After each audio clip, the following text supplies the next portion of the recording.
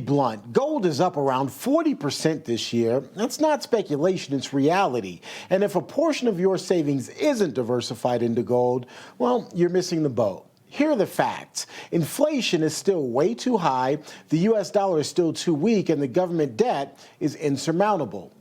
That's why central banks are flocking to gold. They are the ones who are driving prices up to record highs, but it's not too late for you to buy gold from the Birch Gold Group and to get in the door now.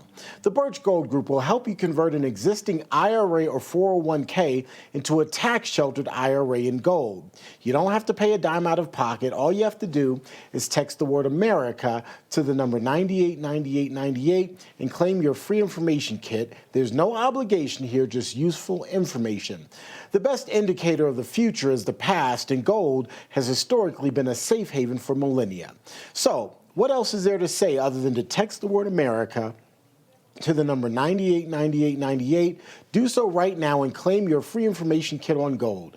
That's America. Text that to the number 989898 and protect your future today with gold. 9/11. Terrence Bates with your Real America's Voice Newsbreak. President Trump meeting at the White House right now with Hungarian Prime Minister Viktor Orbán, the Prime Minister praising President Trump for his push towards peace. So no question that if that time the name of the United States president would have been Donald Trump, there would be no war between Ukraine and Russia. That's clear. But what we are speaking about here is more than that, because without the pressure coming from the United States government, I'm speaking 2022, the Europeans would not take that hard line what they have today on the war. And on the other side of Washington, D.C., Senate Republicans hoping their Democrat colleagues will come to their senses and vote to reopen the government, potentially even as soon as today.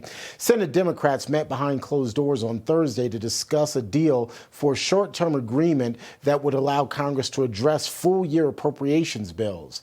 By the way, the current shutdown is now in its 38th day, marking the longest government shutdown in U.S. history. On this day, the Trump administration is also under a federal judge's order to fully fund SNAP benefits by today. That's a quick check of your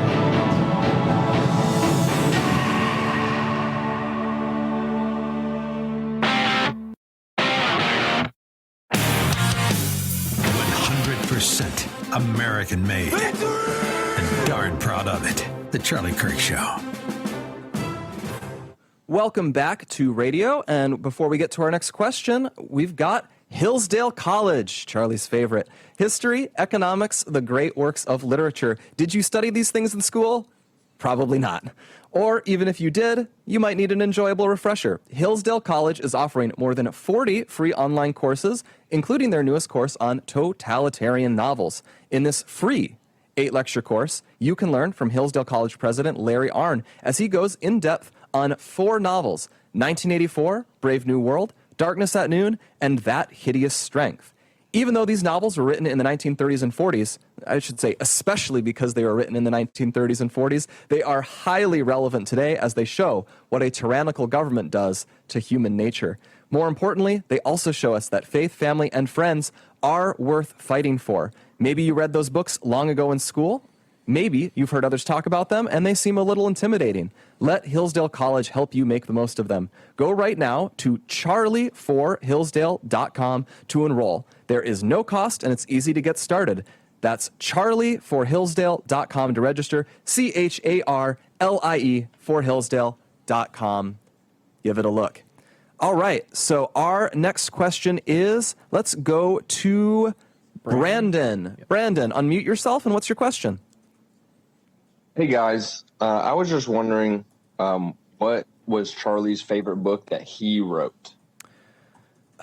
I feel like the flip answer would be the next one, but Mikey might have a more true answer. But I feel like Charlie was always looking forward, so he was always talking about, he was so excited writing the Sabbath book, Stop in the Name of God.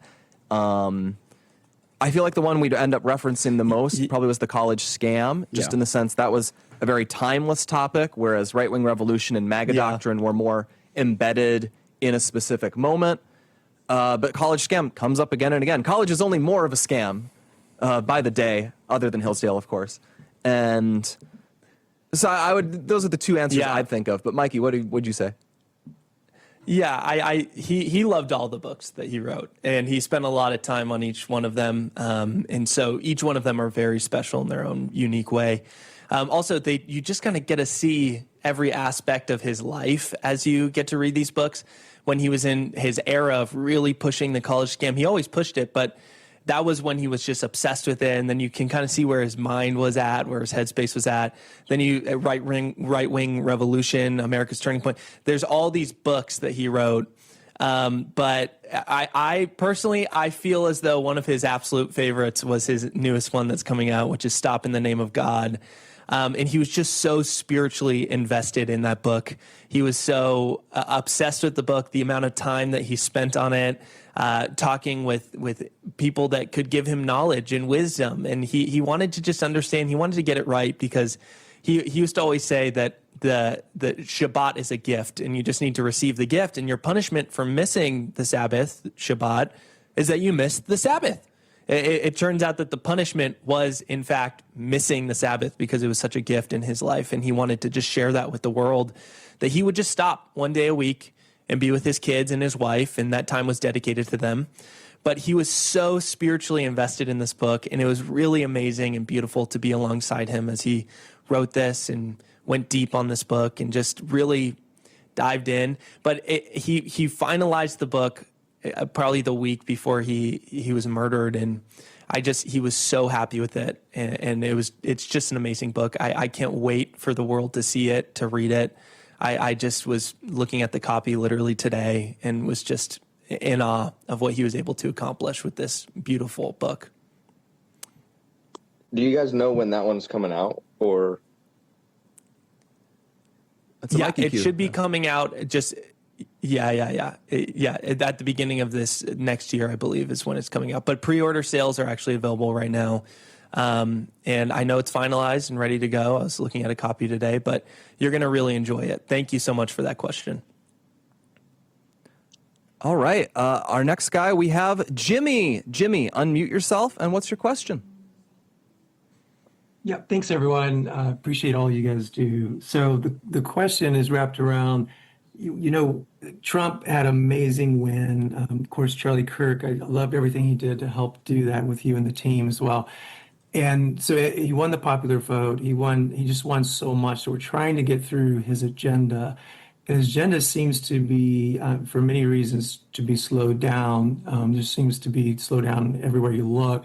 So he's come out with this, especially during the time of the government shutdown. He's proposing a strategy to shut down or stop the filibuster, which apparently is some kind of Senate rule that's used to slow down legislation, and it's not in the Constitution. So I was wondering what your thoughts are regarding that strategy. I know that some GOP senators are for it, some are against it, but just trying to get your thoughts about it as well.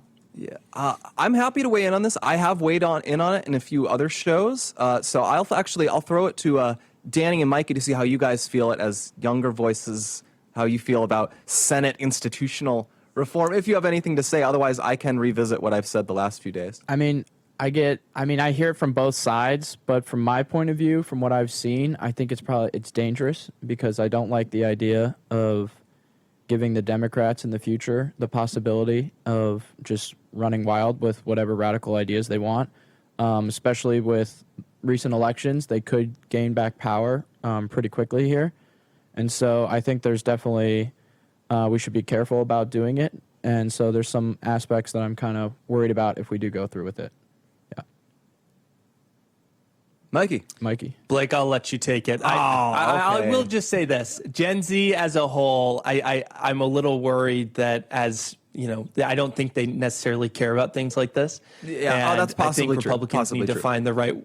Yeah, they need to find the right way to message this to young people. It is very true, especially young people. They care about results. Like, they care who is delivering, who is making their lives better, and they're not going to be sold on an excuse like, oh, well, this Senate practice that goes back decades. They don't care about that. That's great. What I will say also, though, is if you are going, I've said this consistently, they can delete the filibuster if they have a plan for how to maximize its effectiveness that they can deliver on. So if you get rid of the filibuster and all you do is reopen the government And maybe, and he reopened the government, and he said, pass national voter ID law. A thing I support. I 100% support doing that.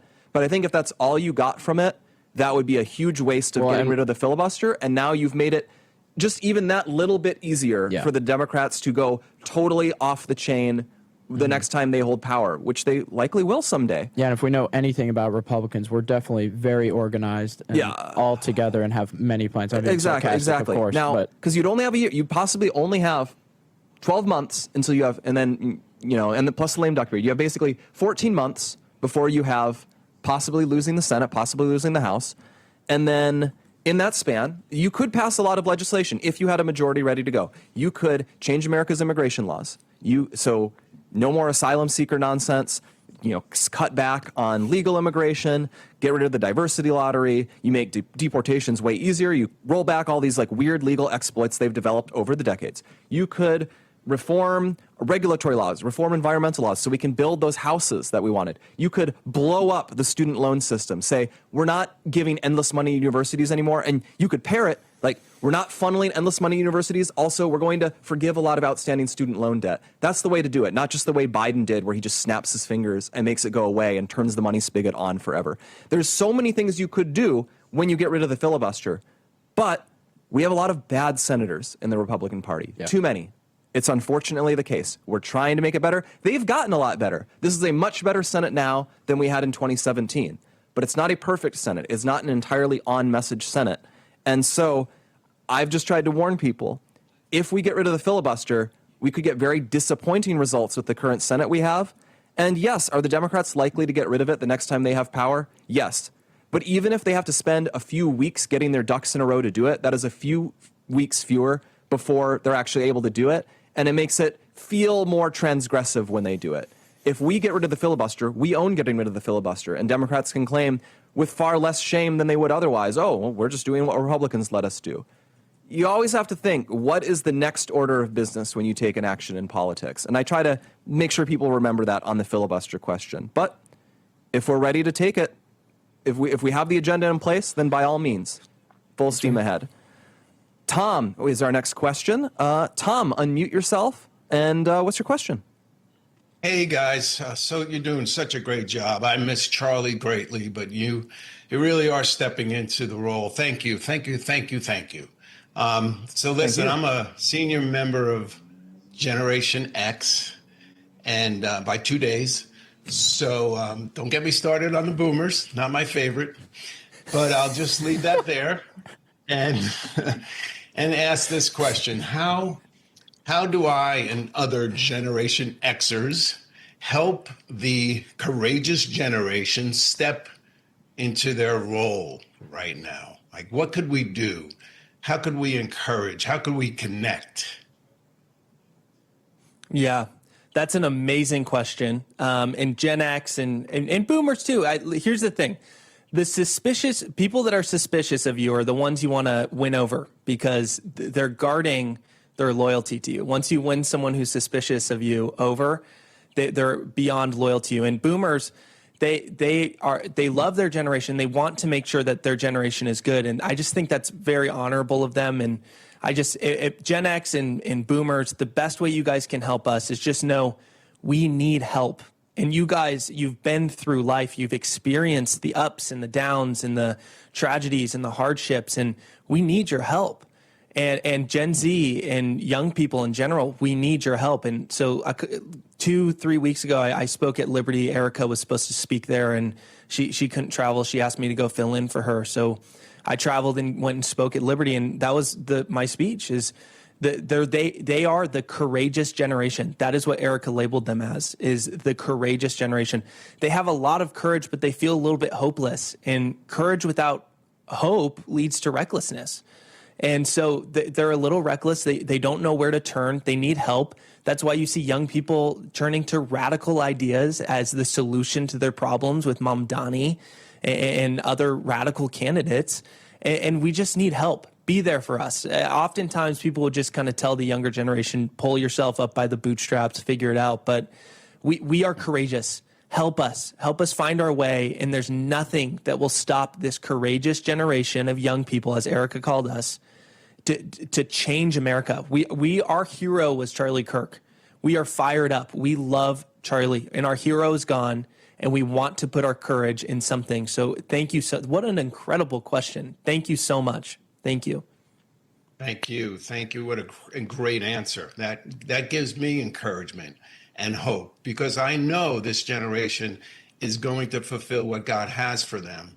But I just want to be that cheerleader, the catalyst, the people that come alongside, really. All right. And say, Thank you yes, very much. We're going to the break here, but thank you a lot.